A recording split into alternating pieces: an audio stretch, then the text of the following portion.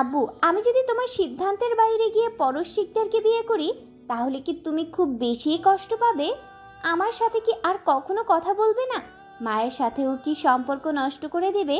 আবারও কি সেই গত 19 বছরের শামসুল সর্দারের রূপ নেবে, যখন মানুষ জানতই না শামসুল সর্দারের ছেলের সাথে সাথে আরও 2টা মেয়েও আছে? শামসুল এবারেরও নীরব, শক্ত চোখে তাকিয়ে রইল জানালার দিকে। স্পর্শী বেশ কিছুক্ষণ মুখপানে তাকিয়ে রইল উত্তরের আশায়, কিন্তু এ পর্যায়েও ব্যর্থ হলো।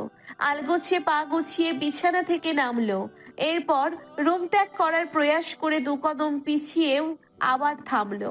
পিছু ফিরে শান্ত কণ্ঠে বলল, ঠিক আছে, তুমি সারা রাত ভেবে আমাকে কাল সকালে উত্তর জানিও। আসলে আমি তো কারো কাছ থেকে কখনো কিছু আশা করে বসে থাকিনি। যেহেতু তুমি একটু বেশি স্পেশাল, তাই আশা করে বসে থাকতেও পারি। দেখা গেল বিয়ের পর ভাবলাম যে 2-4 মাস গেলে বাবা এমনিতেও তার স্পর্শিয়ার সাথে কথা না বলে থাকতে পারবে না, কিন্তু বাস্তবে দেখলাম তুমি কথা বললে না। তখন একটু বেশি হতাশ হব কিনা তাই বলছিলাম। আগে ভাগে জানিয়ে দিলে এই আশাটা আর করতাম না। আসছি। বসন্তের মাঝামাঝি, সময়টা তখন ভোর। সূর্যি মামা প্রকাশ পেয়েছে বেশিক্ষণ হয়নি। গাছে গাছে নতুন সতেজ স্বচ্ছ পাতা জন্মানো। প্রকৃতিটা সদ্য উদয় হওয়া সূর্যের আলোয় চমৎকার দেখাচ্ছে। এমনই এক চমৎকার সকালে চমৎকার একটা ঘটনা ঘটল। গেটের দারোয়ান হতবাক হয়ে তাকিয়ে রইল মেইন রোডে সাইড করা গাড়িটার দিকে। এরপর হতভম্ব হয়ে পেছনের দিকে ছুটল। সদর দরজার সামনে আসতেই চিৎকার করে ডাকলো। আমজাদ শিকদার মাত্রই কফির মগে চুমুক দিয়েছিল। এরই মধ্যে দারোয়ানের আওয়াজ কানে আসতেই সেটাকে টেবিলের উপর রেখে দিল। ত্রস্ত পায়ে সামনের দিকে এগিয়ে গেল। স্যার, শামসুল শিকদারের গাড়ি আমাগো গেটের সামনে। ভ্রু কিঞ্চিত কুঁচকে তাকালো আমজাদ। চোয়াল শক্ত হয়ে গেল মুহূর্তেই। কিছু বলার প্রয়াস করতেই পিয়াসা জমে গেল। অনুরোধ করে বলল, আপনার হাতে ধরি, আপনি কোনো ঝামেলা করবেন না। তারা আপনার ছোট ছেলে শ্বশুরবাড়ির আত্মীয়। দেখুন আগে কি বলে। আমজাদ স্ত্রীর কথা শুনলেন, নিজেকে সামলে নিয়ে গম্ভীর ভঙ্গিতে সোফায় বসলেন। দারোয়ান পিয়াসার কথা অনুযায়ী গেট খুলে তাদের বিনয়ের সাথে গ্রহণ করলেন। শোভাম অস্বস্তিতে পড়ল। বাবার উদ্দেশ্যে অভিমানী কণ্ঠে বলল, আমার না গেলে কি হতো না? তোমরা গেলেই তো হতো। আমাকে কি দরকার? আমি কে? উত্তর দিল না শামসুল। গম্ভীর কণ্ঠে বলল, তোমার ইচ্ছা হলে এখনই চলে যেতে পারো, তবে আমি চাই তুমি আমার সাথে থাকো। আর কথা বলল না শোভাম। চুপ করে গম্ভীর হয়ে রইল। সদর দরজার সামনে যেতেই পাভেল এগিয়ে এলো। বিনয়ের সাথে সালাম দিয়ে তাদেরকে ভেতরে নিয়ে গেল। অবাক হলো শামসুল। তাদের ব্যবহারের যথেষ্ট ফিডব্যাক সে আশা করেছিল, কিন্তু ঘটনা পুরোই উল্টো হচ্ছে। তারপরেও প্রকাশ করলো না। শান্ত ভঙ্গিতে সোফায় গিয়ে বসলো। এদিকে আমজাদ শিকদার নীরব থাকলেও আলতাফ শিকদার ইতিমধ্যেই গল্প জুড়ে দিয়েছে। সেগুলোর সাথেই মাথা নাড়াচ্ছেন শামসুল সর্দার। বেশ কিছুক্ষণ পর কণ্ঠে নমনীয়তা এনে বললেন, আমি গতকালের প্রস্তাবটা নিয়েই কিছু কথা বলতে এসেছি। হ্যাঁ হ্যাঁ, বলুন ভাইজান।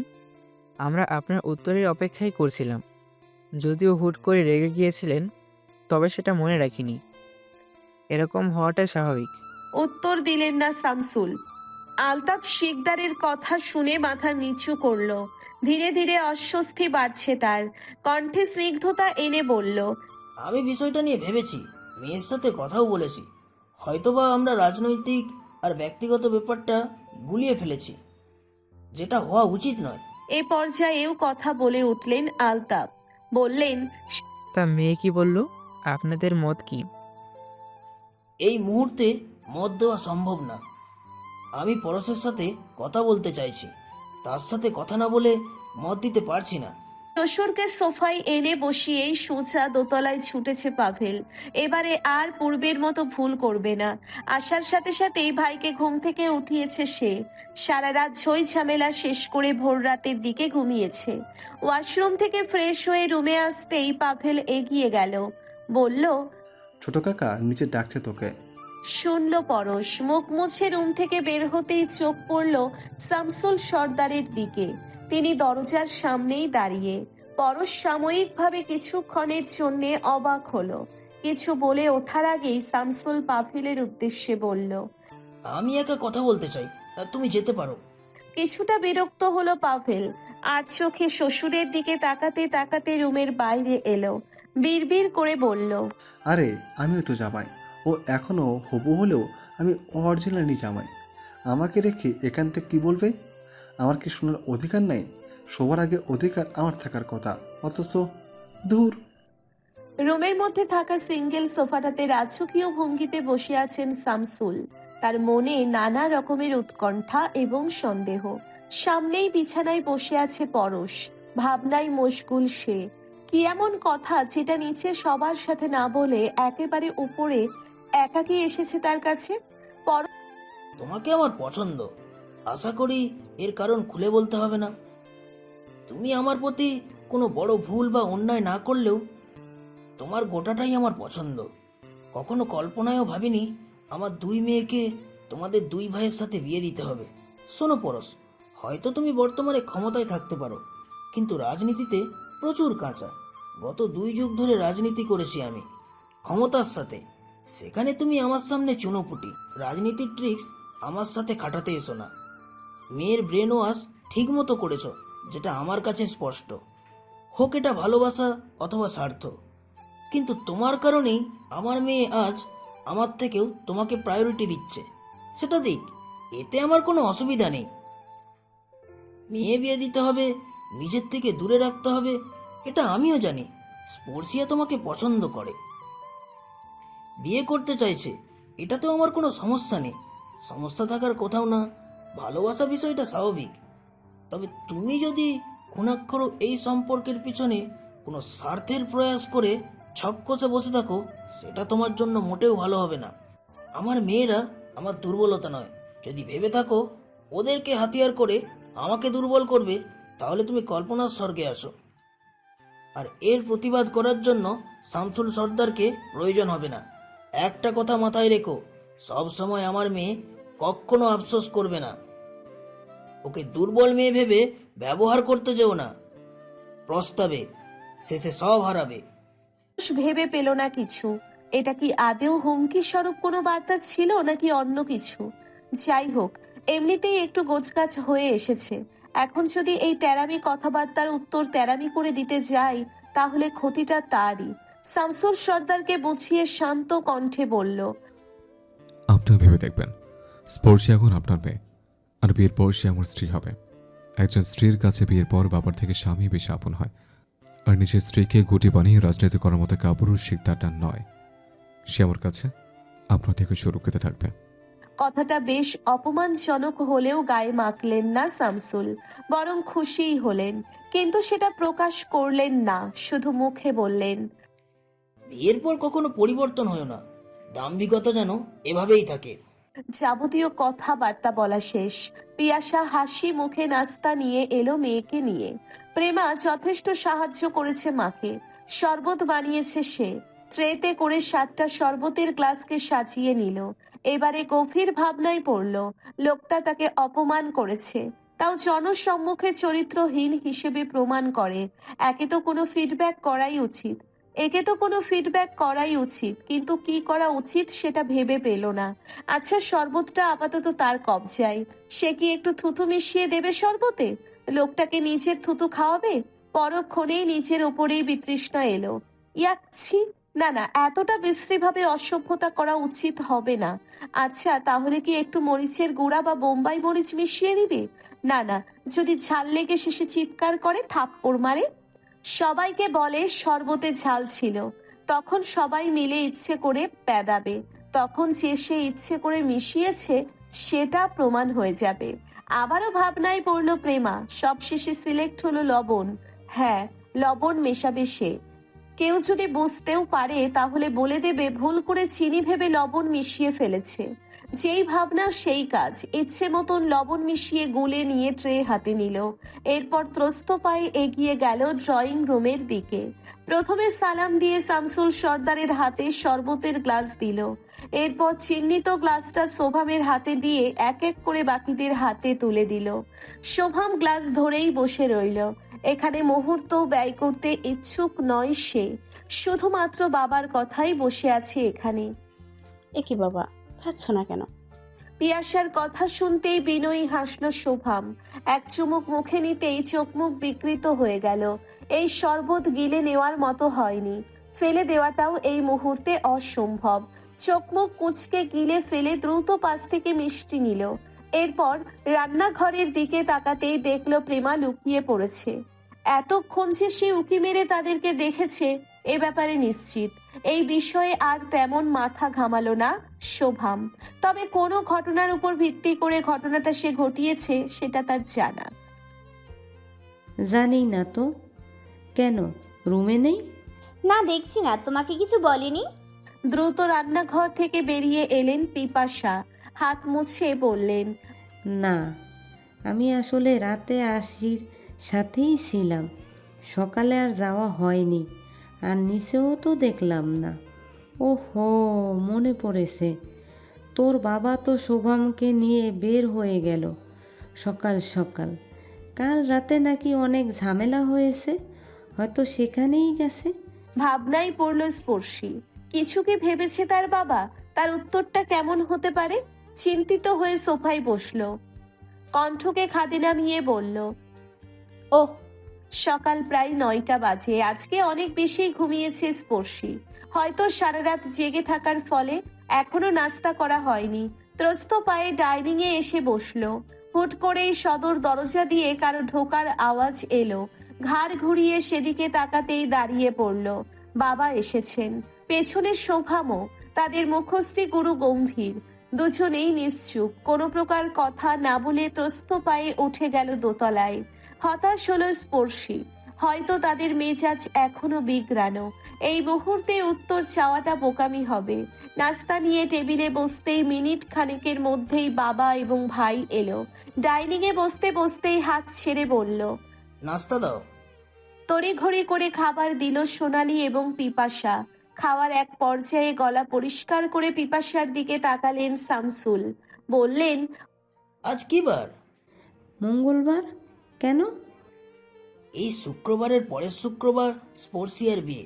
পুরো বাড়িটা গুছিয়ে পরিষ্কার করে নিও, সামনের শুক্রবার এঙ্গেজমেন্ট। হতবাক হয়ে চেয়ে রইলেন সবাই। চমকে উঠল স্পর্শী। অবাকে চোখ দুটো যেন কপালে উঠে যাবে। পিপাসা হাহাকার করে উঠলেন, বললেন, মেয়ের বিয়ে মানে? কবে ঠিক করলেন? আর কার সাথেই বা বিয়ে? শীতল চাহনিতে স্ত্রীর দিকে তাকালেন শামসুল। দাঁতে দাঁত চেপে বললেন, তোমার বিয়ের বড় ছেলের সাথে। হতভম্ব হয়ে শামসুল সর্দারের মুখের দিকে তাকিয়ে রইল সবাই। স্পর্শীর খাওয়া অটোমেটিক বন্ধ হয়ে গেছে। বিয়াইয়ের বড় ছেলে, এই সহজ কথাটাও বুঝতে পারছে না যেন। মস্তিষ্ক বারবার পরশ শিকদারের দিকে ইঙ্গিত দিলেও মন বলছে এটা মিথ্যা। বাবা কখনোই পরশ শিকদারের সাথে বিয়ে ঠিক করেনি এবং এটা হওয়া অস্বাভাবিক। নিশ্চয়ই অন্য কোনো বেয়াইয়ের ছেলেকে ইঙ্গিত করছে। পিপাসার অনুভূতি এলোমেলো হয়ে যাচ্ছে। কখনো খুশি, কখনো শঙ্কা এবং কখনো সন্দেহ কাজ করছে। অবিশ্বাস্য কণ্ঠে স্বামীর উদ্দেশ্যে থেমে থেমে বললেন, পরশ শিকদার? আশির বাসুরের কথা বলছেন আপনি? মাথা নাড়ালেন শামসুল। স্পর্শীর গা ছেড়ে দিয়েছে ইতিমধ্যেই। হাত পা ক্রমশ অসাড় হয়ে আসছে। মাথার মধ্যটা ঝিম মেরে আছে, যেন এই মুহূর্তটা আটকে রয়েছে। অবিশ্বাস্য মনটা তখনও সন্দেহের গাঢ় আবরণে। পিপাসা অভিমানী চোখে স্বামীর দিকে তাকালেন, বললেন, আপনি বিয়ের দিন তারিখও ঠিক করে আসছেন? কখন গেলেন? আমাকে একটু জানানোর প্রয়োজনও মনে করলেন না কেন?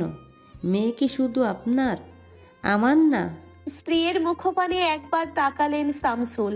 এরপর চোখ দুটো ছোট ছোট করে খাবার মুখে নিয়ে বললেন, বেশ তো, তোমার বেশি খারাপ লাগলে ওদেরকে বারণ করে দেই। যদি অপছন্দ হয়ে থাকে তাহলে তো বিয়ের দরকার নেই, তুমি তোমার মতো ছেলে খোঁজো। শিউরে উঠল পিপাসা, বোকা হেসে বলল, আরে না না, আমার পছন্দ হয়েছে, আর তাছাড়া আপনার পছন্দের উপর আমি নিশ্চিন্তে ভরসা করতে পারি। কিন্তু গেছিলেন কখন? সকালে? আবারও পূর্বের মতন মাথা নাড়ালেন শামসুল। আর বসে থাকতে পারল না স্পর্শী। লজ্জা, ভয়, শঙ্কা, অস্বস্তি সব একজোটে ধরেছে তাকে। খাবারের বাকি অর্ধেকটা ফেলেই কোনো রকমে উঠে গেল টেবিল থেকে। পেছন থেকে সোনালি কয়েকবার ডাকলেও সাড়া দিল না, যেন ফিরলেও সবাই তার লজ্জামাখা মুখটা দেখে ফেলবে। পায়ের গতি মোটেও এগোচ্ছে না, মনে হচ্ছে মাটির নিচে গেড়ে যাচ্ছে প্রতিটি কদম। এক হাঁটু কাদার মধ্যে ছুটলেও রুমে যেতে এতটা দেরি হয় না, কিন্তু আজ হচ্ছে। হয়তো পা দুটো তাকে তিরস্কার করে সবার সামনে লজ্জায় ফেলতে চাইছে। দ্রুত কক্ষে প্রবেশ করলো, স্বহস্তে ধুরুম করে দরজা বন্ধ করলো। ইস, আবারও লজ্জা। সে তো চায়নি এত জোরে শব্দ করে দরজা বন্ধ করতে, তাও কেন হলো এমন? এবারে নিশ্চয়ই সবাই দোতলার দিকে চাইবে এই শব্দের রেশ ধরে। ধুর, বারংবার নিজের কাছে নিজেই লজ্জিত হচ্ছে। সবাই কি না কি ভাবলো। ভাবতে ভাবতেই বিছানার উপর পড়লো। কলা গাছের মতো উপর হয়ে পড়ে রইল, চোখ দুটো বন্ধ করে। না, এটাকে শুধু চোখ বন্ধ করা বলে না, এক প্রকার চোখ মুখ খিচে শুয়ে আছে। তার বিয়ে, সেটাও সেই অসভ্য লোকটার সাথে। এই তো সেই দিনই পায়ে পা লাগিয়ে ঝগড়া করলো, এর মধ্যেই প্রেম হয়ে গেল। কি অদ্ভুত অনুভূতি। মিনিট খানেক শুয়ে থাকার পর উঠে বসলো। ফোনটাকে হাতে নিয়ে কল করলো পরিচিত নম্বরটাতে। একবার, দুইবার, পরপর 3বার কল করার পরেও ওপাশ থেকে রিসিভড হলো না। অবাক হলো স্পর্শী, ভ্রু কুচকে তাকিয়ে রইল নাম্বারটার দিকে। পরশ তার ফোন ধরছে না, এটা ভাবতেই রাগ লাগলো। জেদ নিয়ে চতুর্থবার কল করতেই 2বার রিং পড়ার সাথে সাথেই ওপাশ থেকে কেটে দিল। সিরিয়াসলি, ফোন কেটে দিল? স্পর্শিয়া সর্দারের মুখের ওপর ফোন কেটে দিল, তাও ওই শিকদার। এটা অপমানের। আর এটা শুধু অপমান নয়, ভীষণই অপমানের। মুখ গোমড়া করে মিনিট খানেক বসে পুনরায় ফোন হাতে নিল। গোটে গোটে অক্ষরে লিখল, মাত্র বিয়ের তারিখ ঠিক হয়েছে, এতেই এত অবহেলা? বিয়ে হওয়ার পর তো না হয় বাদই দিলাম, করব না বিয়ে, বিয়ে ক্যান্সেল। পরশ শিকদার, আপনি নতুন পাত্রী খুঁজুন। স্পর্শিয়া সর্দার আপনাকে রিজেক্ট করলো। পুলিশ কমিশনারের ডেস্কের সামনের চেয়ারটিতে রাজকীয় ভঙ্গিতে আলোচনা করছে পরশ। টুস শব্দে মেসেজটা আসতেই সেদিকে চোখ দিল। গুটি গুটি শব্দে পুরো বার্তাটা পড়তেই ঠোঁটে হাসি ফুটল। মুচকে এই হাসি দেখে কিছুটা ঘাবড়ে গেলেন কমিশনার। অস্বস্তি মাখা কণ্ঠে বলল, মিস্টার সিকদার, আমার কথাটা কি পছন্দ হচ্ছে না? এটা কি খুব বেশি হাস্যকর ছিল?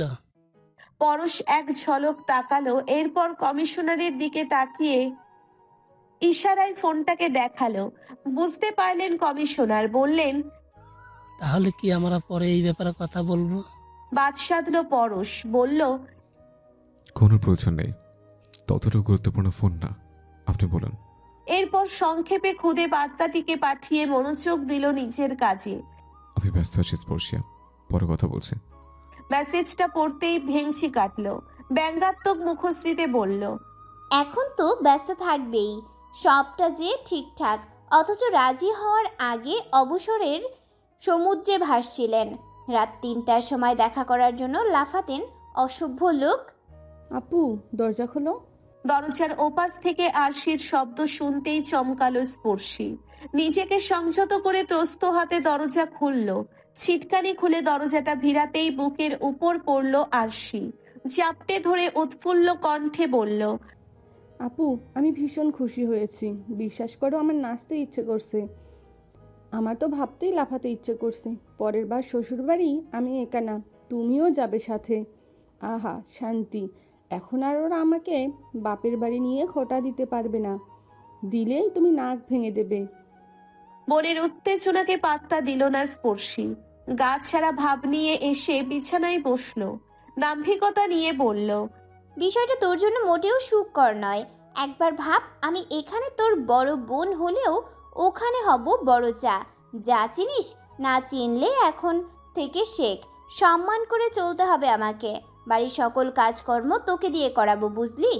নিমেষেই চুপসে গেল আরশির মুখমণ্ডল।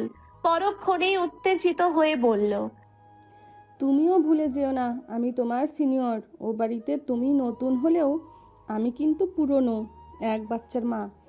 অতএব কাজগুলো উল্টোও ঘটতে পারে। সম্মান দিয়ে কথা বলবে। এখন আমি তোমার ছোট বোন নই, বরং হবু যা। বাহ, মুখে তো দেখছি খইয়ের মতো ফুটছে। পাত্তা দিল না আরশি। পর মুহূর্তেই বোনকে আবারও জড়িয়ে ধরল। বলল, আপু প্লিজ, ও বাড়ি থেকে আমাকে নিতে আসলে তুমি বাধা দেবে। আমি মেয়ে পক্ষ হব, গেট ধরবো, বাসর ঘর আটকাবো, দুলাভাইয়ের জুতো চুরি করব, ওনার পকেট থেকে টাকা খসাবো। এটা অনেক ইচ্ছা আমার, কিন্তু পাভেল ভাই বলল ও নাকি আমাকে বিয়ের আগেই নিয়ে যাবে। বলে তুমি আমাদের বরপক্ষ, এখানেই থাকবে, না থাকলে সর্দার বাড়িতে ভাইয়ের শালি, আর না থাকবে গেট। প্লিজ আপু, তুমি আমাকে যেতে দেবে না? আমি যাব না। অগোচরে হাসল স্পর্শী। এরপর ভাবুক কণ্ঠে বলল, ওকে যা, তোকে নিয়ে দেব না। তবে একটা শর্ত আছে, আমাকে ভাগ দিতে হবে। গেট, জুতো চুরি, বাসরঘর আটকানো প্রতিটা ক্ষেত্রে যা উঠবে তার 60% আমার। দিলেই তোর কাজ করে দেব, না হলে আমি নিজেই তোর পাভেল ভাইকে ফুসলে দিব। হা হয়ে গেল আরশি। অবাকের সুরে বলল, 60% মানে? তাহলে আমি আর জিহান কি নিব? কেন, তোদেরটা তো রাখছি। যদি 50,000 ওঠে তাহলে সেখান থেকে 30 আমার, আর বাকি 20 তোর আর জিহানের। দুজন মিলে ভাগ করে নিবি 10-10 করে। সোজা নাকচ করলো আরশি।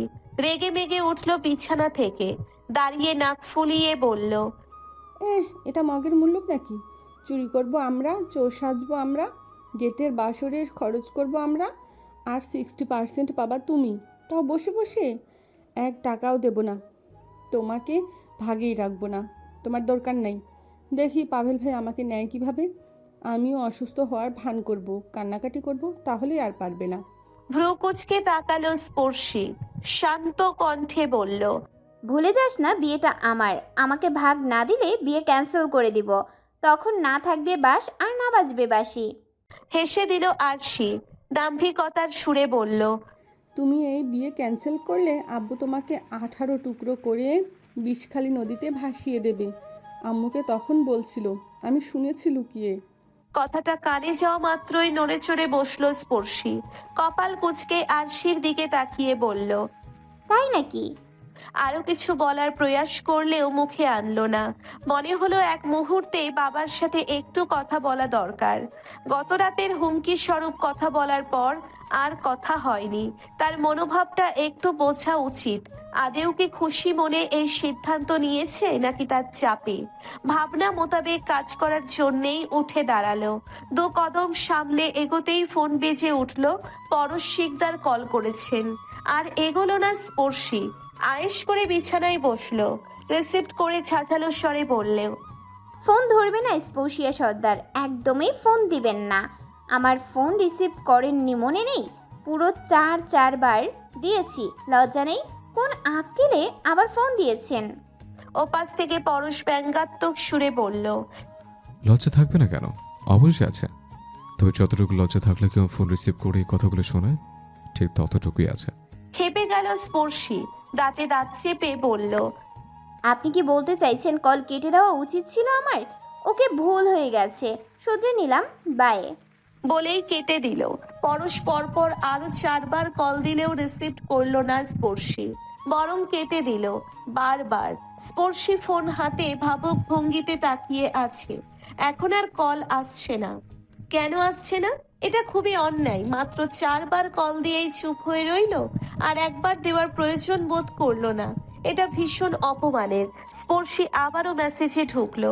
গুটি গুটি অক্ষরে লিখলো, মাত্র 4 বার কল দিয়ে হাঁপিয়ে যাওয়া পুরুষ আর যাই হোক বউ নিয়ে সংসার করতে পারে না। আমি আপনাকে 4 বার কল করেছি, সেখানে নিয়ম অনুযায়ী 8 বার কল করা উচিত ছিল, কিন্তু তা আপনি করেননি। আমি প্রতিনিয়ত হতাশ হচ্ছি। না, এবারে বিয়ে ভাঙার ব্যাপারটা সিরিয়াসলি নিতে হবে।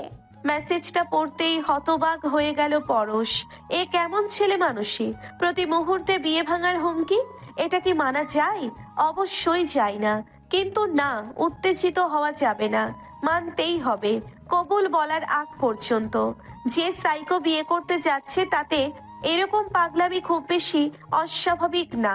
কল লাগালো, একবার দুইবার করতে করতে 9 বার দেওয়ার পরেও রিসিভড হলো না। শেষে বাধ্য হয়ে মেসেজ দিল। আর কতবার? 8 বারের জায়গায় তো 9 বার দিলাম। হুঁশ ফিরল স্পর্শীর।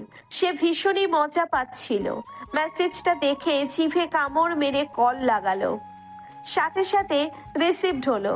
ওপাশ থেকে পরশ বলল, 9 বার কল করেছে, এখন কি কথা বলা যায় না ম্যাডাম? কক্ষের দুয়ার আলতো খুলে মাথাটা বের করে ড্রয়িং রুমের দিকে উকি মারল। লম্বা চুলের বিনুনিটা হেলে পড়ল সামনের দিকে। প্রণয় পুরুষকে এক দৃষ্টিতে খুঁটিয়ে দেখতে লাগলো নীরবে, কিন্তু তা আর পারল কই। এর মধ্যেই তো দেখে নিল পাভেল। এতগুলো মানুষের মধ্যে দাঁতগুলোকে মেলে ধরে হাঁক ছেড়ে বলল, ভাবি, আমার দিকে একটু তাকাও। সেকেন্ডের মধ্যে নিজেকে গুটিয়ে নিল স্পর্শী। তড়িৎ গতিতে মাথাটা কক্ষের মধ্যে নিয়ে গেল। লজ্জায় অস্বস্তিতে চোখ খিচিয়ে বন্ধ করে জিভে কামড় মারল। এতক্ষণে পরশ উপরের দিকে চাইল, কিন্তু ঘটনাটা ঠিকভাবে বুঝে উঠতে পারল না। পাভেলের দিকে তাকিয়ে ভ্রু কিঞ্চিত কুঁচকে ফেলল। পাভেল ভাইয়ের দিকে তাকিয়ে ঠোঁট টিপে হাসল, বলল, তোর বউ লুকিয়ে লুকিয়ে দেখছিল তোকে, একটু ডিস্টার্ব করলাম আর কি। হতবাক হয়ে বার কয়েক দোতলার রুমের দিকে তাকালো পরশ, কিন্তু স্পর্শীর আর পাত্তা নেই। বিষয়টা ভীষণই আশ্চর্যজনক এবং অপ্রত্যাশিত।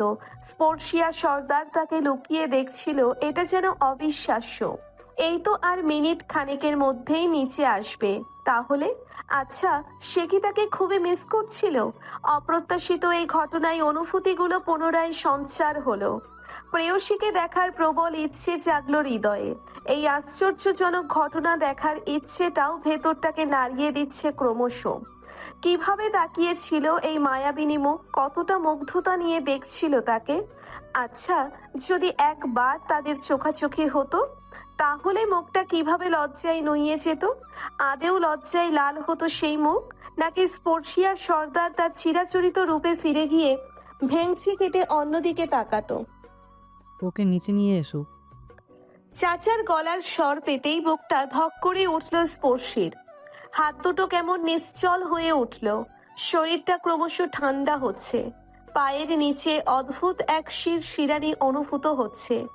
এক হাত দিয়ে শাড়িটার কুচি আলতো করে উপরে তুলল। এরপর ধীর পায়ে সিঁড়ি বেয়ে নামতে লাগলো। তার এক পাশে ছোট চাচি এবং অপর পাশে আরশি। পরশ সেদিকে তাকিয়ে থমকে গেল। খয়েরি রঙের জামদানি শাড়িটার উপরে এক পাশে বিনুনিটা হাঁটার তালে তালে দুলছে। এ যেন কোনো মায়াবিনী অর্ধচন্দ্র নিঃসৃত কৌমুদীর বর্ণ, যার ঘন কৃষ্ণ চিকুর চালের প্রতিটি দুলুনিতে অন্তরাত্মা হর্ষ বিকম্পিত হচ্ছে পরশের। তার দৃষ্টি স্থির, কণ্ঠ বধির। এমন চিরচেনা বাঘিনী রূপী মানবীকে হুট করেই পরিপূর্ণ শান্ত নারী মূর্তিতে দেখতে অনভ্যস্ত। ইতিমধ্যেই কদম থামিয়ে সোফায় বসল স্পর্শী। পরশ তখনও নিশ্চুপ, যেন সে এক কল্পলোকের প্রেম কুটিরে অবস্থান করছে।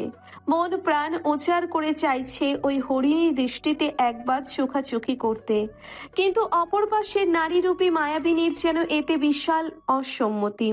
তার মধ্যে নাই কোনো উত্তেজনা, চোখে নেই কোনো উদ্বেগ। চিরাচরিত শান্ত রূপের ন্যায় সে তাকিয়ে আছে ফ্লোরের দিকে। পিয়াসা হাস্য উজ্জ্বল মুখভঙ্গি নিয়ে স্পর্শিয়ার পাশে গেলেন। তার দেওয়া চুড়ি জোড়া এখনো স্পর্শিয়ার হাতে। এই ছোট্ট বিষয়টা যেন তাকে বিমোহিত করে তুলল। আনন্দে আত্মহারা হয়ে গেলেও সেটা প্রকাশে অসংকোচ করলেন। পিপাসার দিকে তাকিয়ে বললেন, মেয়ে তো আর অচেনা না যে নানান প্রশ্ন করতে হবে।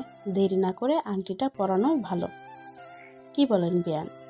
ধ্যান ভঙ্গ হলো পিপাসার। এতক্ষণ মেয়ের দিকে মুগ্ধ হয়ে তাকিয়েছিলেন। সম্বিত ফিরে পেতেই আশ্চর্য হয়ে গেলেন। চোখ বন্ধ করে মনে মনে বললেন, আল্লাহ, নজর যেন না লাগে। এরপর বেয়ানের দিকে তাকিয়ে হেসে বললেন, হ্যাঁ হ্যাঁ। আমজাদ শিকদার নড়ে চড়ে উঠলেন। পাভেলের দিকে তাকিয়ে বললেন, আংটি দাও। সাথে সাথেই বক্স বের করে পরশের হাতে দিল। বসা থেকে উঠে স্পর্শীর সামনে গিয়ে দাঁড়ালো। বক্স খুলে আংটি বের করে হাতে নিতেই মায়ের ইশারায় স্পর্শীও দাঁড়ালো। সযত্নে হাতটাকে প্রথমবারের মতো ছুলো পরশ। এরপর আংটিটা পরিয়ে দিল আঙ্গুলে। কার্য সম্পন্ন হতেই উঠে দাঁড়ালো প্রেমা।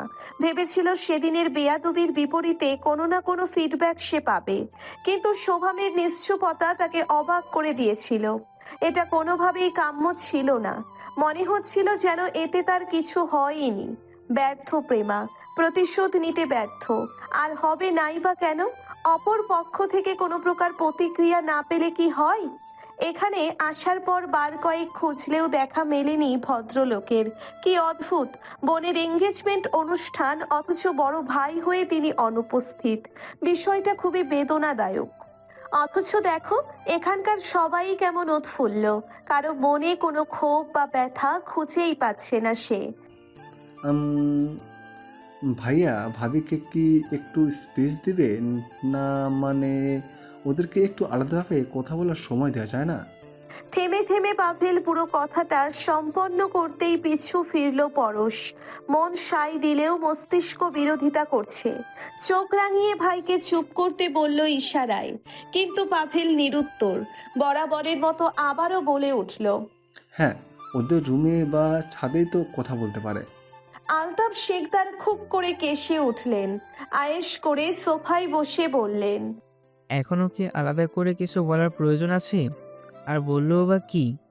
তাল মেলালেন খলিলুর সর্দার। বললেন, আরে সমস্যা কিসের? বিয়ের আগে নিজেদের মধ্যে বোঝাপড়া করাটা ভালো।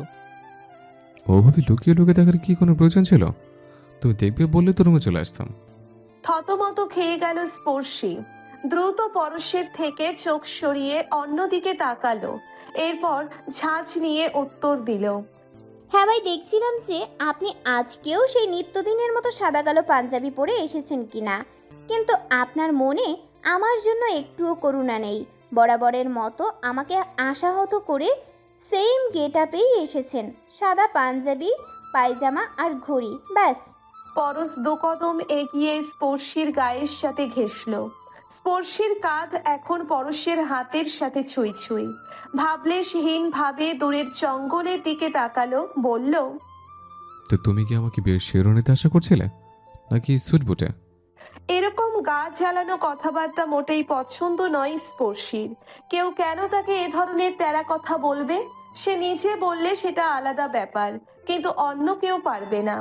গা ছাড়া জবাব দিয়ে বলল, আমি কোনো পোশাকেই আশা করিনি আপনাকে।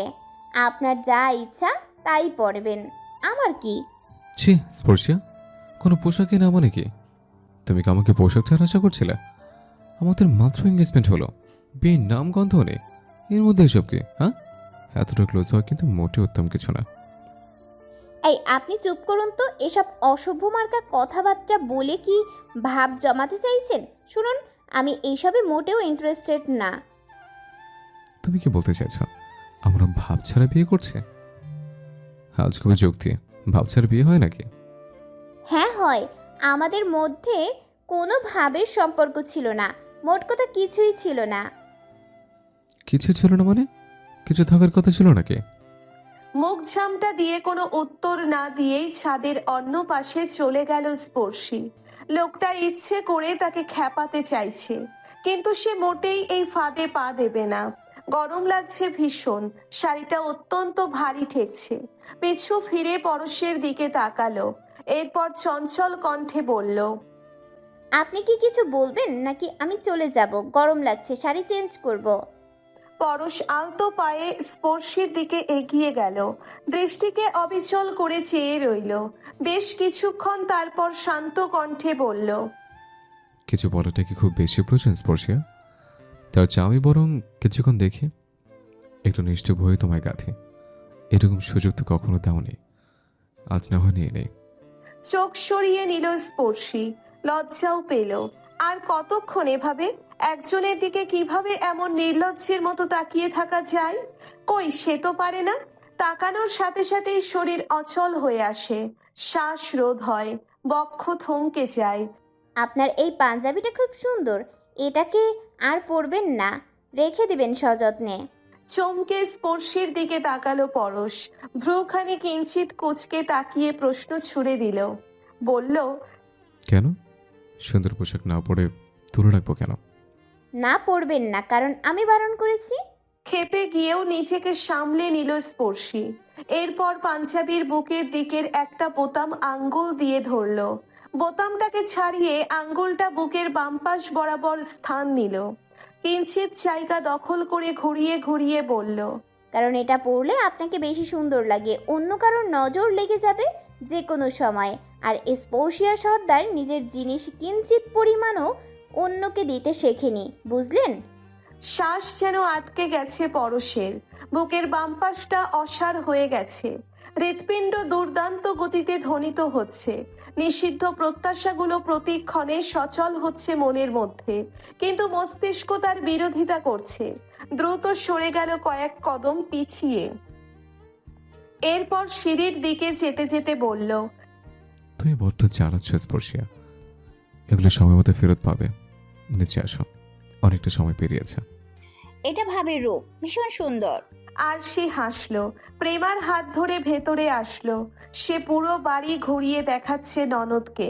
বোনের রুম ঘোরা শেষ হতেই সেখান থেকে বেরিয়ে এলো। সিঁড়ির বাপাশের রুমটা দেখতেই প্রেমা সেদিকে এগিয়ে গেল।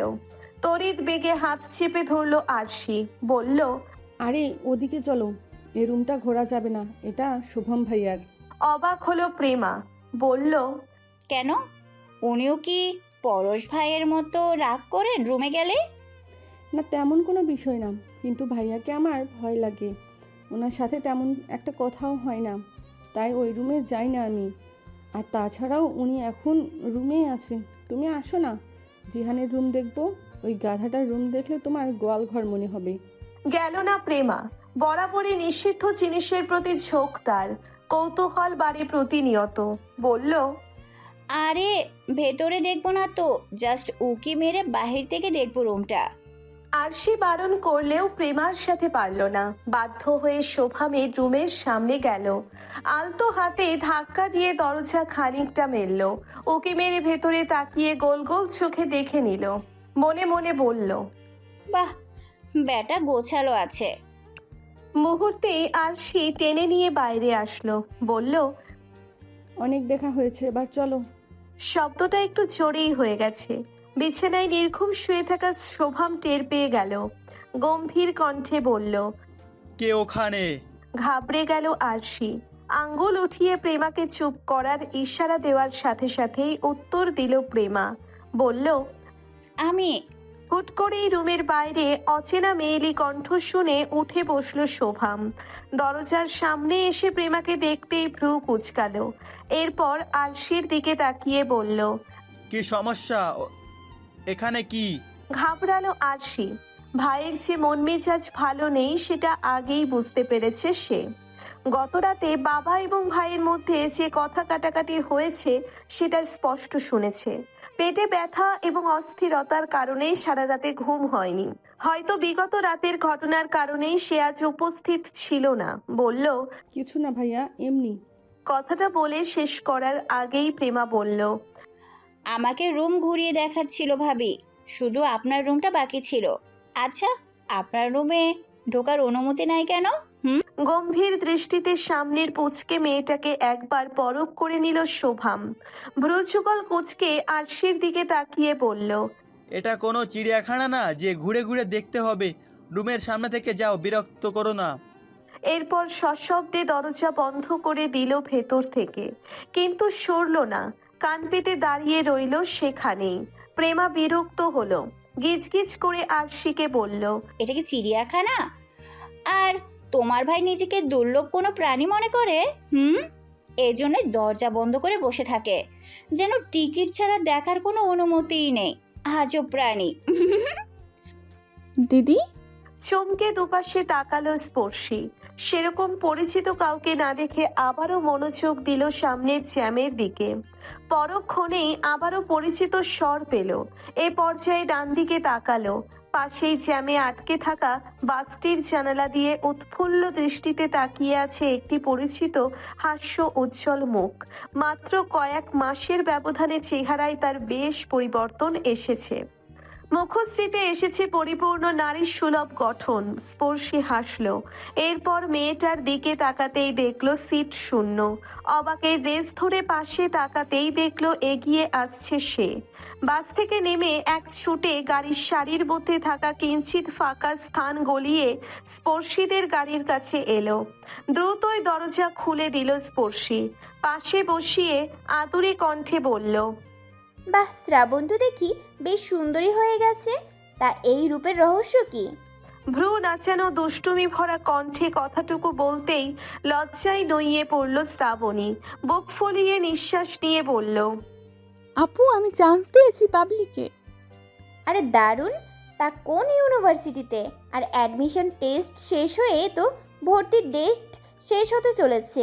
আপুকে বুঝি এখন জানানোর সময় হয়েছে? হাস্য উজ্জ্বল মুখটুকু অন্ধকারে ছেয়ে গেল শ্রাবণীর। অনবরত করুণ কণ্ঠে বলতে লাগলো, দিদি সরি, আসলে আমি খুব ভেঙে পড়েছিলাম। ঢাবি চাবি কোনোটাতেই হয়নি। ছবিতে সিট পেয়েছি, সেটা অনেক দূরে। সাবজেক্ট ভালো আসবে না, মেরিট দূরে, এজন্য লজ্জায় আগে বলিনি।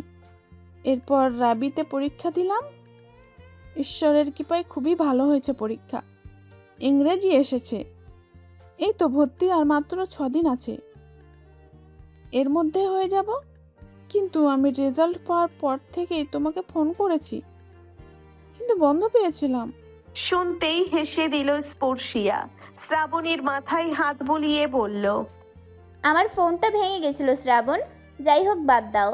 আমি তোমার রেজাল্ট খুবই খুশি হয়েছি। তা এখন বুঝি বাড়ি এসেছো মা বাবার সাথে দেখা করতে?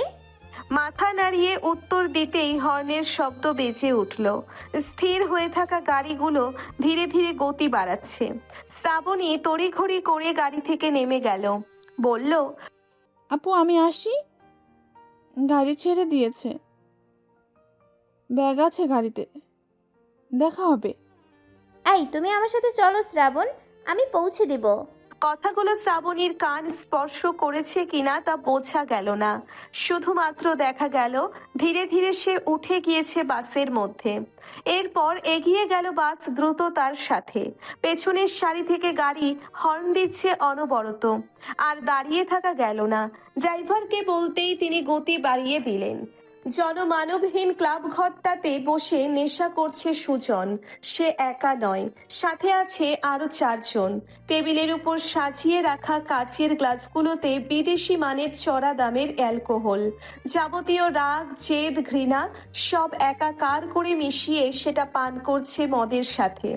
এই রাগের সমস্ত শরীরখানা রি করছে সুজনের। মদ শেষ করে শূন্য গ্লাসটাকে আছড়ে ফেলে দিল ফ্লোরের ওপর। আমার এতদিন কুত্তার মতো খাটাইলো, অথচ দিন পাইয়া এখন আর পাত্তাই দেয় না।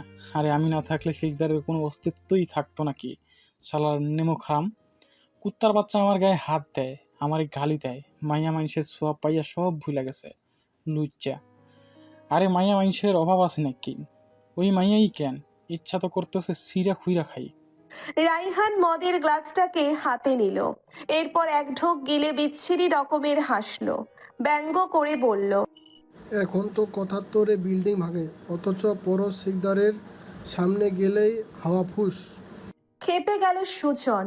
কিছু বলার প্রয়াস করতেই আবারও নিভে গেল। রাকিব কিছু বলতে হিমশিম খাচ্ছে, কিন্তু না বলেও পারছে না। পরিশেষে আমতা আমতা করে বলল, তোরা খালি খালি এত ঝামেলা বাড়াস। আরে ভাই তো কইছে বাহারের সাথে মিলেমিশে থাকতে।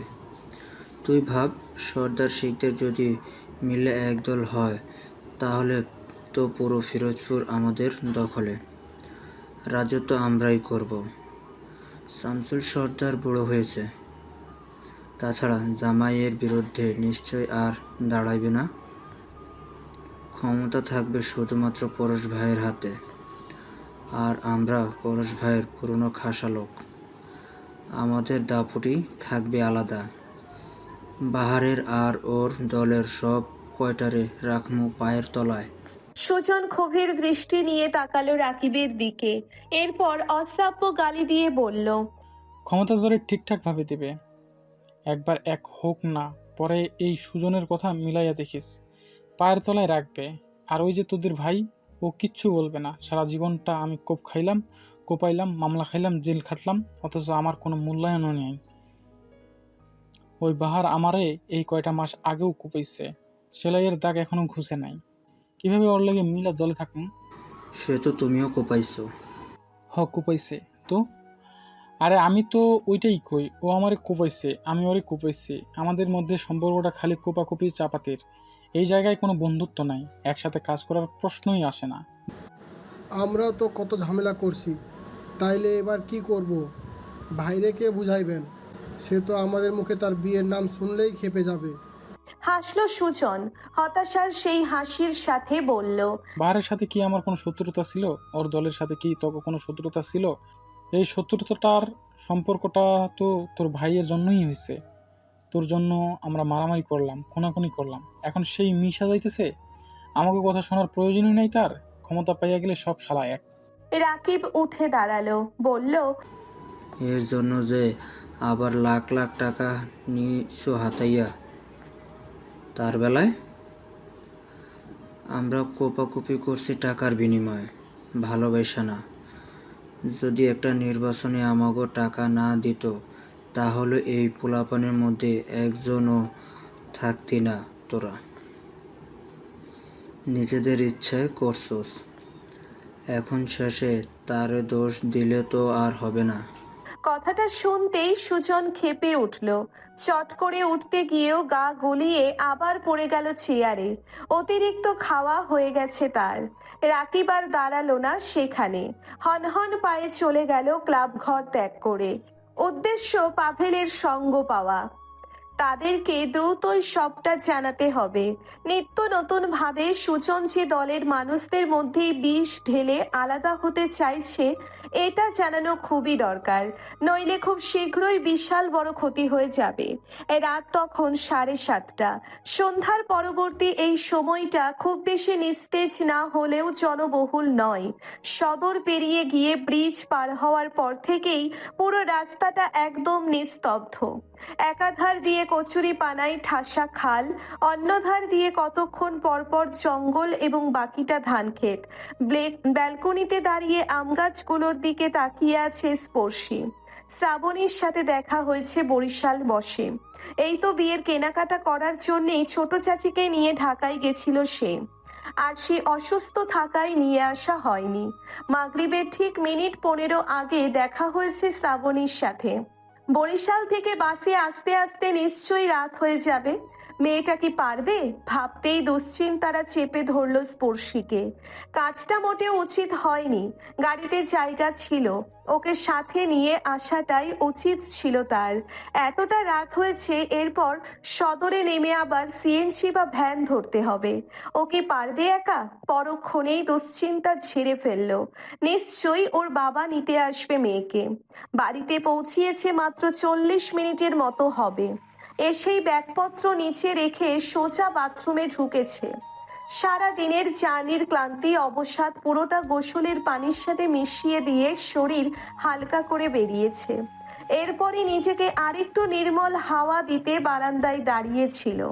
তোয়ালেটা পেঁচিয়ে চুলগুলো মুছে নিল আলগোছে। এরপর সেটাকে মেলে দিয়ে ত্রস্ত পায়ে ঢুকলো রুমের মধ্যে। খাটের উপর বসে ফোনটাকে হাতে নিতেই ঠোঁটে হাসি ফুটলো। আজ সারাদিনে একবারও কথা বলনি, ফোনটা রিসিভ করনি। বেশ, গুণ রাখলাম।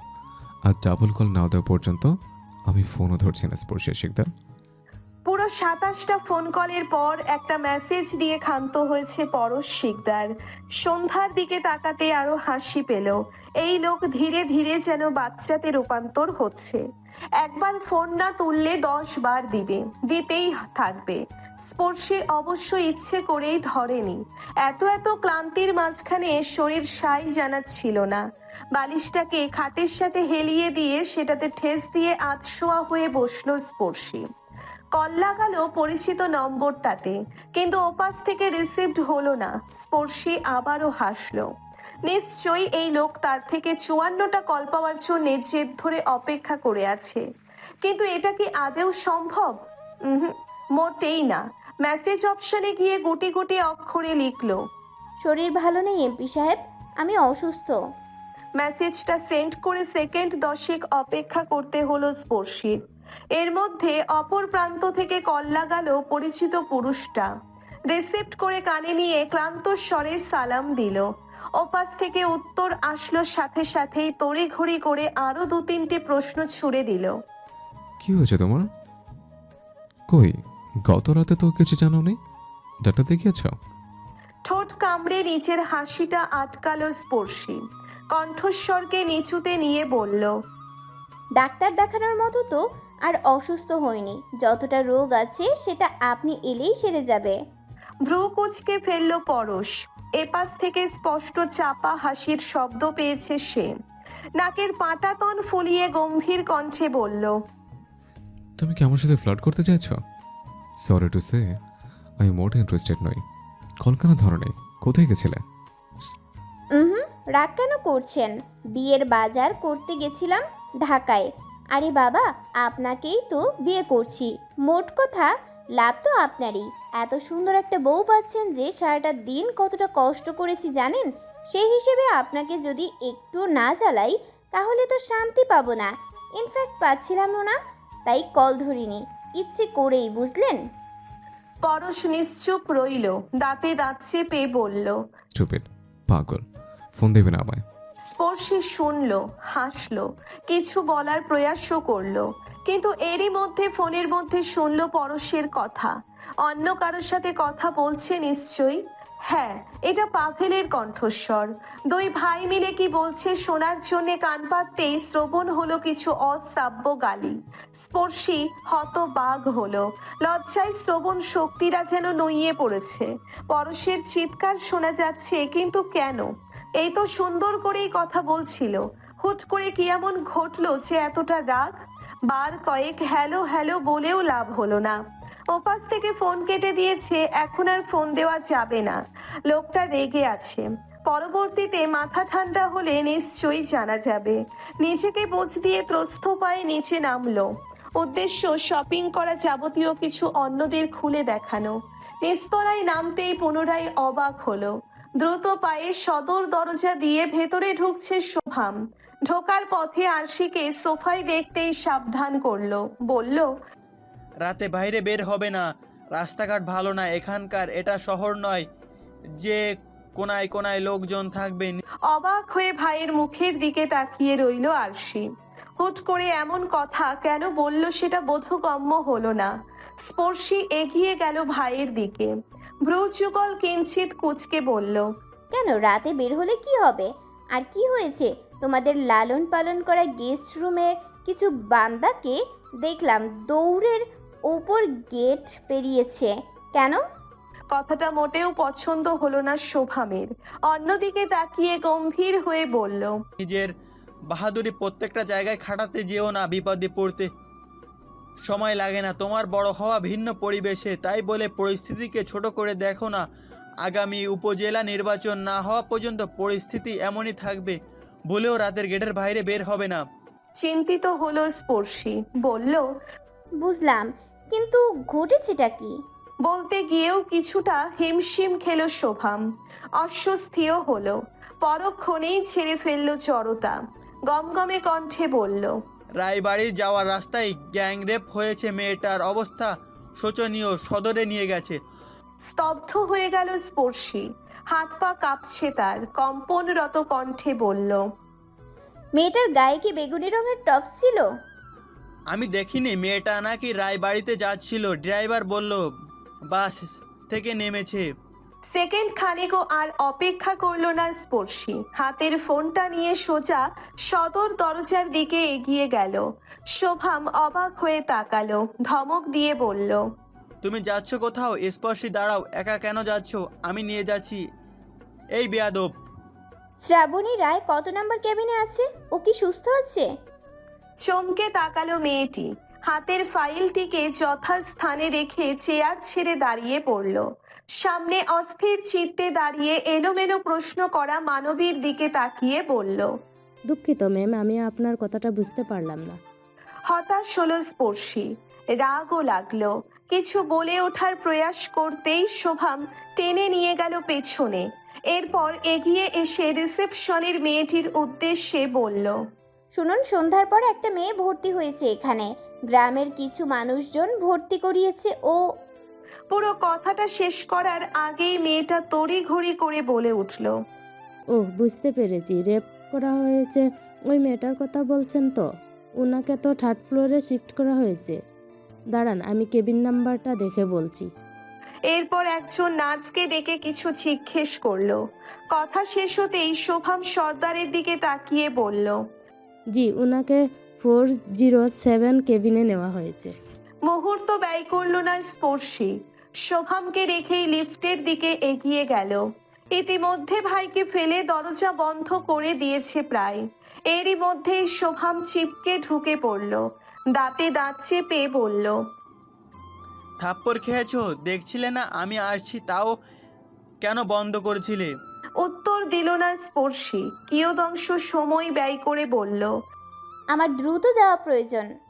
তুমি ডাক্তার নাও যে মিনিট খানেক দেরি করলে রোগীর অসুবিধা হবে। আর কোনো কথা হলো না। থমথমে মুখে স্পর্শী তাকিয়ে রইল ফ্লোরের দিকে। মাথা ভর্তি দুশ্চিন্তারা কিলবিল করছে। নানা প্রকারের সম্ভাবনা তাকে কুড়ে কুড়ে খাচ্ছে। লিফট থামতেই দ্রুত পায়ে এগিয়ে গেল কেবিনের দিকে। নির্দিষ্ট কেবিনটার ভেতরে ঢুকতেই থমকে দাঁড়ালো। এই রুমে মোট 4 জন রোগী রয়েছে। 2টো সিজারের, দেখেই বোঝা যাচ্ছে সদ্য জন্ম নেওয়া বাচ্চা, যার মা এখনো মিসিং, হয়তো তাদেরকে এখনো আনা হয়নি। রুমের বাম দিকের সিটে রয়েছে একজন অসুস্থ বৃদ্ধা, আর অপর প্রান্তে একজন যুবতী মেয়ে, যিনি চাদর মুড়ি দিয়ে কাতরাচ্ছেন। পাশেই একজন গ্রাম্য মধ্যবয়সী মহিলা। স্পর্শী আলতো পায়ে ভেতরে ঢুকলো। মেয়েটার পেছনে দাঁড়িয়ে ডাকলো, শ্রাবণী। চমকে পেছনে তাকালো মেয়েটা। মুহূর্তেই ভ্রু কুচকালো স্পর্শী। না, এটা তো শ্রাবণ নয়। তাহলে সে কোথায়? দোপা পিছিয়ে আবারও রুমের বাইরে এলো। নম্বরটা মিলিয়ে নিয়ে অবাক হলো। নার্সের কথা অনুযায়ী এটাই সেই কেবিন। তাহলে শ্রাবণী কোথায়? শোভাম ভ্রু কুচকে স্পর্শীর কাজকর্ম দেখতে লাগলো। এরপর চাপা আওয়াজে বলল, কি সমস্যা করতে চাচ্ছোটা কি? এই মেয়েটাকে। অবাক হলো শোভাম, বলল, এই মেয়েটা কে মানে? এটাই তো সেই মেয়ে, তুমি তো বললে তোমার পরিচিত। তাহলে? কিছু ভেবে পেল না স্পর্শী। আমতা আমতা করে চাপা গলায় বলল, তুমি কি শিওর ভাইয়া এটাই সেই মেয়ে? হ্যাঁ, ওই যে পাশে মহিলাদের দেখছো, ওরাই নিয়ে এসেছে। ওহ, বলে সামনে এগিয়ে গেল স্পর্শী। তাহলে কি শ্রাবণ ঠিকঠাক ভাবেই বাড়ি পৌঁছিয়েছে? ওর কোনো ক্ষতি হয়নি? ভাবতে ভাবতেই মেয়েটার পাশে গিয়ে দাঁড়ালো। ইস, অল্প বয়সী মেয়ে, 18 কি 19 বছর হতে পারে। মাথায় হাত দিয়ে স্পর্শী পাশে দাঁড়ালো। শোভাম সর্দারকে কে না চেনে? স্পর্শী যখন তার সাথে কথা বলছিল তখন তারা অবাক নয়নে তাকিয়েছিল। পরিচিত ভেবেই টুলে বসা মহিলা নিজে উঠে বসতে দিল। বাদ সাধল না স্পর্শী। টুলে বসে মেয়েটার হাত ধরে নরম কণ্ঠে বলল, তোমার কি খুব বেশি কষ্ট হচ্ছে? আমাকে বলো, আমি তোমায় আরো ভালো ডক্টরের কাছে নিয়ে যাব। খুব বেশি কি খারাপ লাগছে? মেয়েটার চোখ দুটো বন্ধ, কাত হয়ে চাদর মুড়ি দিয়ে গুটিসুটি মেরে শুয়ে আছে সে। মাথা দুপাশে নেড়ে অস্ফুট স্বরে বলল, না। মুহূর্তেই চোখের কোণ থেকে গরম জল শুকতারার মতো খসে পড়ল। অন্তরে যেন কাঁটা বিঁধে গেল স্পর্শীর। শরীরটা কেমন কেঁপে উঠল। মেয়েরা আজও কেন এতটা অসহায়? আর ছেলেরাই বা কেন এতটা নরপিশাচ হয়? ওদের কি হৃদয় নেই? অনুভব করার শক্তি নেই? এই মুখটুকু যখন যন্ত্রণায় ছটফট করছিল তখন কি একটুও মায়া হয়নি? ওদের মা বোনের কথা মনে পড়েনি? যদি শারীরিক তৃষ্ণাটা এতটাই প্রখর হয় তো বিয়ে কেন করে না? স্পর্শী হাতটা বাড়িয়ে চোখের পানিটা আঙ্গুলে নিয়ে নিল। এরপর কানের কাছে গিয়ে চাপা স্বরে বলল, ওরা কতজন ছিল? মেয়েটা আধো আধো চোখটা খুলল। স্পর্শীকে দেখে নিল স্নিগ্ধ দৃষ্টি দিয়ে। পরক্ষণেই সেই চোখ নিভে গেল, মুখটা নড়ে উঠল। চাপা আর্তনাদ করে বলল, তিনজন। জমে গেল স্পর্শী। হিম শীতল শরীরটাকে শক্ত করে বসে রইল। সময় নিল কিছুক্ষণ, মেয়েটাকেও সময় দিল। এরপর কিছুক্ষণ নীরবতা কাটিয়ে আবারও চাপা স্বরে বলল, কারা ছিল এই এলাকার মেয়ে তুমি? নিশ্চয়ই জানোয়ারগুলো তোমার অপরিচিত ছিল না? মেয়েটি শুকনো ঢোক গিলল, এরপর স্পর্শীর দিকে তাকিয়ে বলল, আমি নাম জানি না সবার। সিএনজি ড্রাইভার ছিল, কাকা ওদের দেখেছে, উনি ভালো করে বলতে পারবেন। দ্রুত টুল থেকে উঠে দাঁড়ালো স্পর্শী। গটগট পায়ে এগিয়ে এলো দরজার দিকে। শোভাম এখনো বাইরে দাঁড়ানো। অস্বস্তি অনুভূত হওয়ায় সে আর ভেতরে ঢোকেনি। স্পর্শী বের হতেই এগিয়ে গেল বোনের দিকে। কিছু বলার প্রয়াস করতেই থামিয়ে দিল, বলল, ড্রাইভার ছিল নাকি? এত জঘন্য একটা ঘটনা পুলিশের কাছে নিশ্চয়ই এতক্ষণে সব বলে দিয়েছে। আসামিদের কি ধরেছে? চমকালো শোভাম, বলল, না, সেরকম তো কিছুই শুনলাম না। ড্রাইভার বলেছে তিনি কাউকে দেখেননি অন্ধকারে, আর মেয়েটাও অসুস্থ ছিল। সুস্থ হওয়া না পর্যন্ত ডাক্তার বারণ করেছে তার কাছে প্রশ্ন করতে। কিন্তু মেয়েটা তো বলল ড্রাইভার দেখেছে। একটু থেমে মুখশ্রী শক্ত করে কঠিন কণ্ঠে বলল, চলুন ড্রাইভারের কাছে যাব। শোভাম বাধা দিল, ধমক মেরে বলল, আরে আশ্চর্য, পুলিশ আছে, গ্রামের লোকজন আছে, তারা জিজ্ঞেস করবে। তোমার এতে নাক গলানোর কিছু নেই। রাত হয়েছে, এখনই আমার সাথে বাড়ি যাবে। পরশু বিয়ের অনুষ্ঠান, ঝামেলা পাকিও না, আব্বু রাগ করবে। স্পর্শী ভ্রু কুঁচকে তাকালো, বলল, আরে বাহ, এতদিন তো রাজিই ছিলে না, আর এখন বিয়ে বিয়ে করছো কেন? মেয়েটাকে দেখেছো? এর বাবা মা এখনো কেউ আসেনি। হয় এখনো তাদের কানে যায়নি, না হয় লজ্জায় ঘরের মধ্যে নুয়ে পড়ে রয়েছে। আমি আরও ঘন্টা দুয়েক থাকবো এখানে। তোমার খুব বেশি তাড়া থাকলে চলে যাও। শোভামের কাছ থেকে কোনো প্রকার উত্তরের আশা না করেই হেঁটে গেল সামনের দিকে। লিফটে ঢুকেই সরাসরি গ্রাউন্ড ফ্লোরে নেমে এলো। পুলিশকে চোখে পড়তেই সেদিকে এগিয়ে গেল। তারা হসপিটালের সামনের চায়ের দোকানে নাস্তা করছে। দুজন হাবিলদার করিডোরের বেঞ্চিতে বসে আছে। স্পর্শী এগিয়ে গেল, গম্ভীর কণ্ঠে বলল, ড্রাইভার কোথায়? হাবিলদার চমকে গেল। পেছনে শোভামকে দেখে খানিকটা তথস্থ হয়ে দাঁড়ালো, বলল, কোন ড্রাইভার? যে কিনা মেয়েটাকে রায় বাড়িতে নিয়ে যাচ্ছিল, ওই ড্রাইভারের কথা বলছি। একে অন্যের দিকে চোখাচোখি করলো পুলিশ। এরপর বলল, ওনার তো মাথা ফেটে গেছে, হসপিটাল থেকে একটু আগেই বাসায় নিয়ে গেছে। ছেলেগুলো কারা ছিল? উনি কি কিছু বলেছেন? বিরক্ত হলো হাবিলদার, বলল, না, উনি কাউকে দেখেনি। আর কথা বাড়ালো না স্পর্শী। সোজা চলে এলো রিসেপশনের দিকে। মেয়েটির উদ্দেশ্যে কাটকাট কণ্ঠে বলল, ওই অসুস্থ মেয়েটা আর ড্রাইভারের ফুল ডিটেলস দিন। দরজা খুলুন এক্ষুনি। ভেতর থেকে অনবরত ধাক্কা শুনে ঘাবড়ে গেলেন হাফসা বেগম। স্বামী জাকির হোসেন নড়ে চড়ে বসলেন। স্ত্রীর দিকে তাকিয়ে কাপা কণ্ঠে বললেন, মনে হয় আবার পুলিশ আসছে, দরজাটা খুলে দাও। হাফসা বেগম তাই করলেন। দুয়ার খোলার সাথে সাথেই বাতাসের দমকা হাওয়ার সাথে ভেতরে ঢুকলো স্পর্শিয়া। অদূরে উঠানে দাঁড়িয়ে আছে শোভাম। তার চোখে মুখে বিরক্তি ছড়িয়ে আছে প্রবলভাবে। স্পর্শীকে হাফসা বেগম দেখতেই বললেন, আপনি কেডা? উত্তর দিল না স্পর্শী। তাকে পাশ কাটিয়ে চলে গেল ভেতরে। জাকির হোসেন এখনো আতশোয়া হয়ে পড়ে আছে বিছানায়। তার সামনে গিয়ে কাটকাট কণ্ঠে বলল, আমি স্পর্শিয়া সর্দার, শামসুল সর্দারের মেয়ে। পূজা আমার পরিচিত। ঘটনাটা আপনার গাড়িতে বসেই ঘটেছে। সে যাই হোক, আপনার ঘাবড়ানোর কোনো দরকার নেই। শুধুমাত্র এটুকু বলুন, ছেলে তিনটা কে ছিল? শুকনো ঢোক গিললেন জাকির। কিছুটা চোট নিয়ে বললেন, আমি আগেই পুলিশরে জবান দিয়ে দিছি, আমি কাউরে দেখি নাই। আমার মাথায় বাড়ি মারার সাথে সাথে বেহুশ হয়ে পড়ি। কারা ছিল জানি না, আমি অন্ধকারে দেখি নাই। আপনি অজ্ঞান হলেও পূজা ঠিকই সজ্ঞানে ছিল। সবাইকে দেখেছে, সবটা জানিয়েছেও। তাহলে আমি কি ধরে নেব ধর্ষক তিনজন না চারজন ছিল? আঁতকে উঠল জাকির হোসেন। হাউমাউ করে কেঁদে দিয়ে বললেন, আল্লাহর কসম ম্যাডাম, এইটা আপনি কি কইলেন? পূজার বয়সে আমারও একটা মাইয়া আছে। পূজা নিজেও আমার মাইয়ার মতো, প্রায় আমার গাড়িতে আসে যায়। আপনি ওরে জিজ্ঞেস করেন, আমি ওরে মাইয়ার মতোই দেখি। বুক চিরে নিঃশ্বাস নিল স্পর্শী। বলল, হ্যাঁ, পূজা আপনার মেয়ের মতোই, সেটা আমিও মানি এবং আপনিও এটা মেনে নিন। আজ পূজা হলে কাল পূজার জায়গায় আপনার মেয়ে হবে, তার কি নিশ্চয়তা? নামগুলো বলুন আঙ্কেল। এই ঘটনা আবারও ঘটার আগে ওই জানোয়ারগুলোকেই দুর্বল করে দেই। জাকির হোসেন দুপাশে মাথা নাড়ালেন, এরপর কাতর কণ্ঠে বললেন, আমি কিছু বলতে পারবো না। আমরা দিন আনি দিন খাই, আমাগো ক্ষমতা নাই আপনাদের বিরুদ্ধে যুদ্ধ করা। শিকদাররা কিছু করলে তার বিরুদ্ধে আপনারা লড়তে পারবেন, আপনারা কিছু করলে শিকদাররা লড়ব, কিন্তু আমরা পারবো না। আমার মাইয়াডার বিপদ হইব ম্যাডাম, আপনি পূজার থেকেই শুইনেন। আর এখন তো আপনারা মিল্লা গেছেন, খালি খালি আমারে কেন বিপদে ফেলাইবেন? ওকে, বুঝলাম। বলেই ঘর থেকে বেরিয়ে এলো স্পর্শী। দ্রুত পায়ে উঠোনে নেমে এগিয়ে গেল গাড়ির দিকে।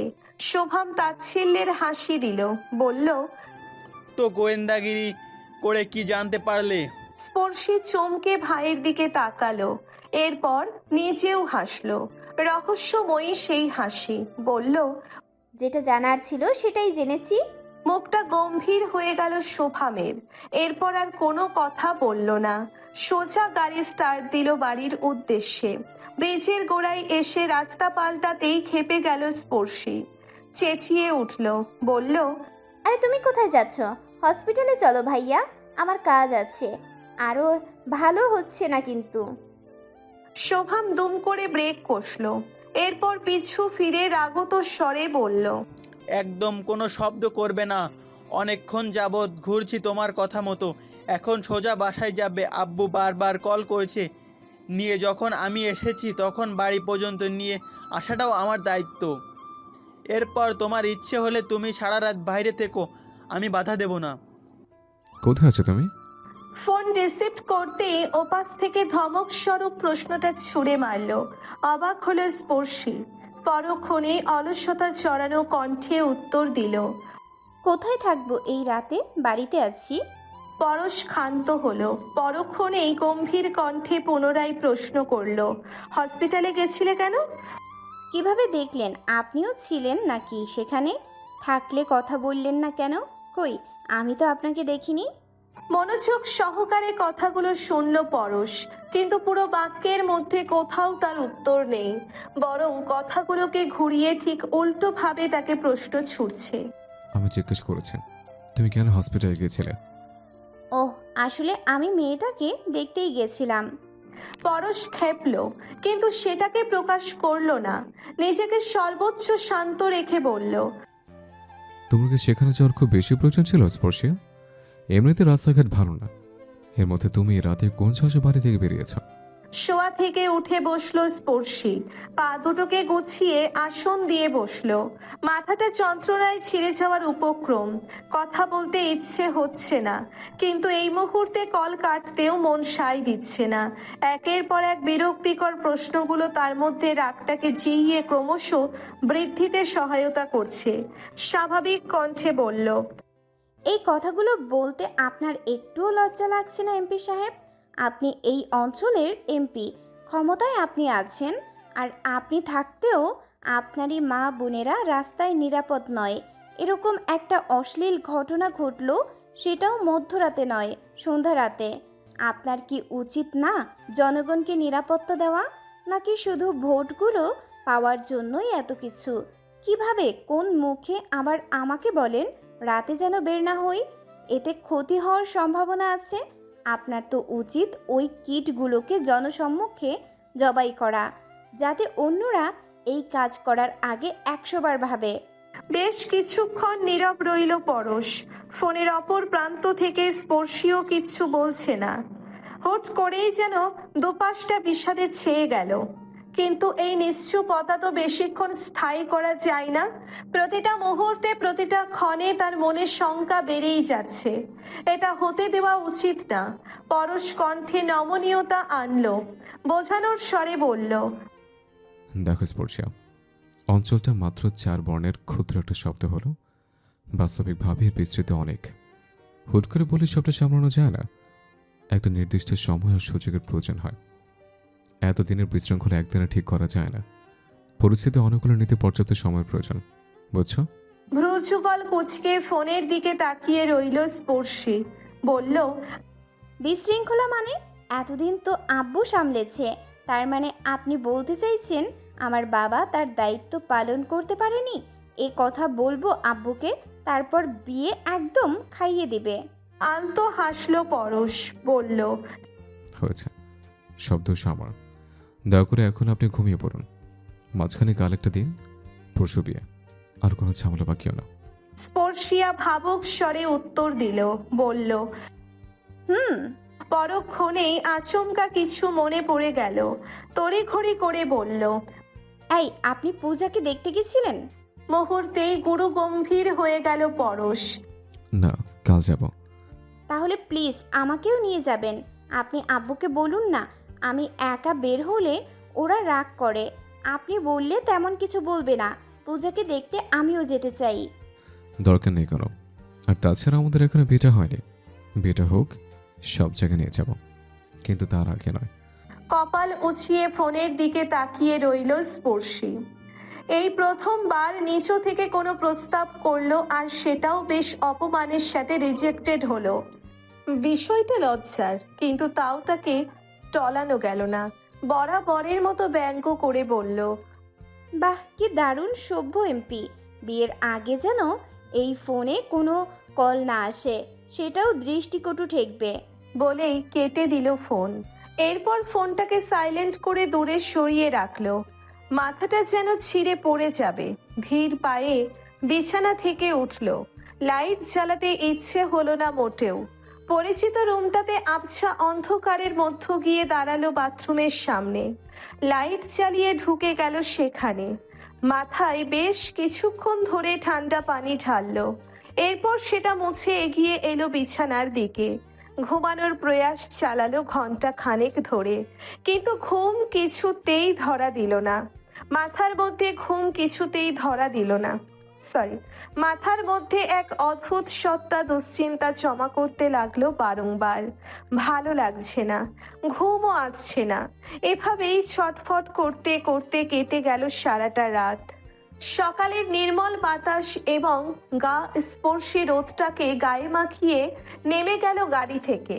হসপিটালের সামনে প্রচুর ভিড়, বিশেষ করে আজকে প্রেস মিডিয়ার সাংবাদিকদের উপস্থিতি খুব বেশি ঠেকছে। বিষয়টা বোধগম্য হতে বেশিক্ষণ লাগলো না, যখন দলীয় কিছু লোকের উপস্থিতি দৃষ্টি সীমানায় ধরা দিল। স্পর্শী এদিকটা গায়ে মাখল না। পরশ শিকদার হয় ইতিমধ্যে এসে গেছে, না হয় কিছুক্ষণের মধ্যেই আসবে। যেহেতু সভ্য ব্যক্তি তাকে আনতে অনীহা দেখিয়েছে, সেহেতু তার সামনে পড়া অথবা তার সাথে দেখা করার প্রশ্নই আসে না। গটগট পায়ে হেঁটে এলো লিফটের দিকে। বাড়ির কাউকে বলে আসেনি সে, বললে নিশ্চয়ই বেঁকে বসতো। কিন্তু তার মানে এটা নয় যে সে লুকিয়ে এসেছে। মা কাকি তাকে দেখেছে, এমনকি কোথায় যাচ্ছে সেটাও জিজ্ঞেস করেছে, কিন্তু তাদেরকে কোনো রকম পাত্তা দেয়নি স্পর্শী। বরঞ্চ চলন্ত পায়ে সদর দরজার দিকে এগিয়ে যেতে যেতে উত্তর ছুঁড়ে মেরেছে, বলেছে, আসছি। এরপর আর থামেনি। পায়ের গতিতে দ্রুততর করে এগিয়ে এসেছে গ্যারেজের দিকে। লিফট থেকে নামতেই নির্দিষ্ট কেবিনটার দিকে এগিয়ে গেল। কেবিনের মধ্যে কিছু ওষুধপত্র সহ জামা কাপড় গোছাচ্ছেন এক বয়স বৃদ্ধা নারী। মাথায় সিঁদুর দেখে মনে হলো ইনি পূজার আত্মীয়, অথবা খুব সম্ভবত মা। পাশেই আরো দুজন লোক, একজন গতকালকের মহিলা এবং অন্যজন পুরুষ। স্পর্শী এগিয়ে গেল, পূজার উদ্দেশ্যে বলল, এ কি, তোমরা ব্যাগ গোছাচ্ছ কেন? কোথায় যাচ্ছ? অশ্রুসিক্ত লোচন খানি স্পর্শীর দিকে মেলে ধরল কিয়ৎক্ষণ, কিন্তু মুখ তার স্থবির। এপাশের মহিলাটি এগিয়ে এসে বলল, তুমি কাল রাইতে আইছিলা না? জি, আপনিও তো ওর সাথেই ছিলেন কাল। ওকে কোথায় নিয়ে যাচ্ছেন আন্টি? মহিলাটির মুখ হাস্য উজ্জ্বল, বললেন, এমপি আইছিল, উনি কইলেন মাইয়াডারে ভালো চিকিৎসা দেবেন। উনি সব খরচ দেবেন। কি ভালো মানুষ। ডাক্তারও কইছে বরিশাল নিয়ে যাইতে। ওই জায়গায় বড় এক ডাক্তারের খোঁজ দিছে, ওইখানেই নিয়ে যাইবে এখন। আমি যাবো না, ওই যে ওর মায় আর কাহাই আছে ওরাই নিয়ে যাইবে। স্পর্শী নীরব দৃষ্টিতে লোকটির দিকে তাকালো, এরপর প্রশ্নবোধক চাহনিতে বললেন, আর ওর বাবা আসেনি? মহিলাটি ক্ষেপে উঠলেন, ব্যঙ্গ করে বললেন, হ্যাঁ কি আর আইব, পাষাণ কহানকার। মাইয়াটা যদি মইরা যাইতো, নাক ভরা সরম। যেন মাইয়াটা ইচ্ছা কইরা সম্মান খোয়াইছে। আমি পর হইয়াও আইজ একটা দিন লগে আছি, আর হ্যাঁ জন্ম দিয়াও আয় নাই। পূজার মার দৃষ্টি এখনো নীরব, তিনি যেন স্তব্ধ। নিস্তব্ধ হয়ে আনমনে কাপড় গোছাচ্ছেন। স্পর্শী তার সাথে কথা বলল না, আলগোছে গিয়ে পূজার পাশে বসলো, নমনীয় কণ্ঠে বলল, কারা ছিল মনে করতে পেরেছো কিছু? মাথা নাড়ালো পূজা, অস্ফুট স্বরে বলল, জাকির কাকা সকালে আসছিল, উনি নিজেই আমারই কইল পুলিশরা যেন সবার নাম কই। তুমি কি বলে দিছো? মেয়েটা মাথা নাড়ালো। স্পর্শী ক্ষোভের দৃষ্টি নিয়ে তাকালো, বলল,